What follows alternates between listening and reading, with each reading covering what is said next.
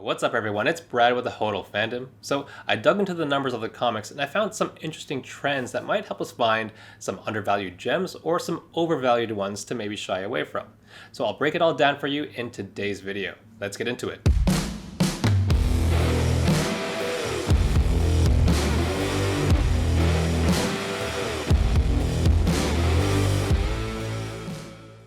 I was actually going to release a Fantastic Four issue number 5 video because I think it's kind of flying under the radar just a bit, and I was building my case as to why that is. Obviously, I was going to explain the details on the comic side and the fandom side of things because that is the core of my channel, but I also was charting the market caps and I found some interesting trends overall. So this took priority, and spoiler alert, a Fantastic Four issue number 5 video will be coming up in the near future. So in any case, let's get into the numbers here and I'll explain what I'm talking about. So I put together the market cap of Fantastic Four issue number 5 and I started to expand it to things that were comparable, just to have a look.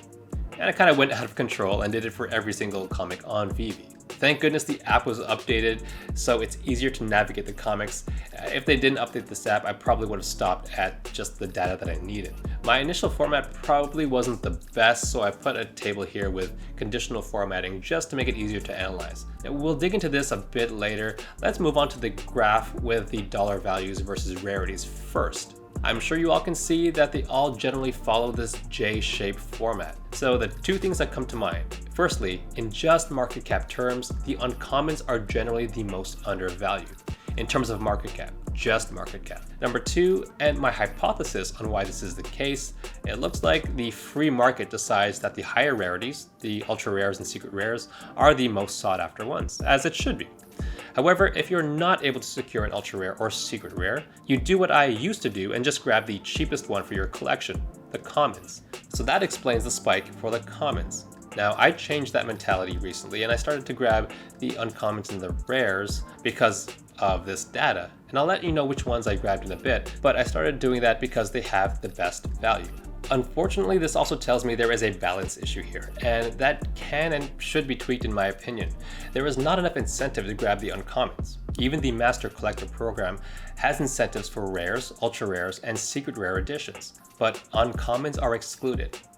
Now, this shouldn't be the case, and I might take a shot in the dark here and tweet Reese or someone from the team this information because there is not enough balance, and there needs to be more incentive for the uncommons. In my opinion, there shouldn't be more demand for a common versus a significantly more rare edition. Anyways, let's also zoom into that cluster at the bottom here, and you can see that there is a general spike with the common market cap versus the uncommons. That also applies to pretty much all the comic series out there. Anyways, that's the graph. Let's go back to the chart, and this is sorted by total market cap. Obviously, Marvel Comics number 1 is at the top, as it should be, and the top 3 makes sense, although I do think Fantastic Four issue number 1 is still undervalued, even at the number 3 spot. Amazing Spider-Man issue number 1 is a valuable comic in the real world, and it's a very important comic, but really it's Amazing Fantasy issue number 15, that being the first appearance of Spider-Man. That's the Spider-Man comic that's typically up there with Marvel Comics number 1. Again, that's just in the real world comic book valuation. The first thing I want to point out are potential items that are overvalued, and the biggest one that pops out to me is Avengers issue number 8, the first appearance of Kang the Conqueror. There is no way that this market cap should be over double the next highest one. The common is 2 or 2.5 times greater than some great comics that have first appearances of arguably bigger characters. I mean, Kang is great, and there will be more on him in the MCU, but maybe some of that thinking is baked in just a little too much into this price. Because is he really bigger than Loki, or Doctor Doom, or one of the biggest modern Marvel comics out there with Miles Morales? I personally say no, and that's just what I think. I think that is the only comic that I don't have, and I'm definitely not buying any of the rarities at its current market cap. So let's look at things that are potentially undervalued here, and I put some conditional formatting here to highlight the lowest market cap rarity per comic release, and the first one that looks way out of place in terms of being undervalued is Fantastic Four issue number 5, specifically the uncommon. That looks criminally undervalued given how big Doctor Doom is in the comics. As I mentioned earlier, I will be releasing a video on that, so if you don't know his significance and want to know more details on how I value that NFT, please check that one out. Next is Hitmonkey. Both the uncommon and the rare look very undervalued.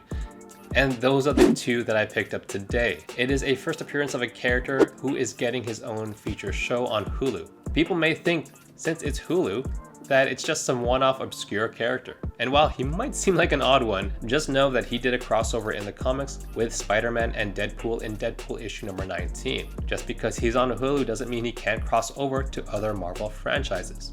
So there are a lot of edges that this comic has over others, and that includes market cap value. Now, I'm not going to speak on each and every single one, although this is something I will update and reference as I go through my regular NFT videos. If it's relevant, I will bring it up. Let's look at House of X and Powers of X.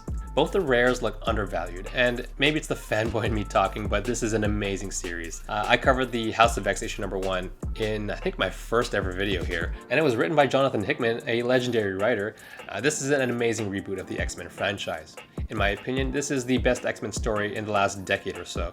I mean, Avengers vs. X-Men was pretty good, but this is definitely a tier above that. Immortal Hulk, again, I did a video on that as well. It is arguably the #1 ranked Hulk series out there. This seems a bit low given its epic story, and if I were to grab one, if I wasn't lucky enough to pack the ultra rare, I would grab the uncommon. Not financial advice, just my opinion. The most recent comic, Uncanny X-Men issue number 308, that has a bit of an oddity. The ultra rare seems to have the lowest market cap, probably due to the market finding its equilibrium since it's so new. Overall though, the bottom of the chart seems to make sense for the most part, and if I were to grab more, the uncommons and the rares seem to generally have the most value. So these are the trends that I found, charting all the data, and hopefully you can target your purchases now to look at the rarities with the best value compared to others. Of course, there's more to it than just value, as the comic universe and the overall fandom has strong influences as well. And of course, I will be giving you all that information on this channel, so stay tuned for other videos. Thank you so much for watching. Please consider liking and subscribing, and I'll see you in the next video.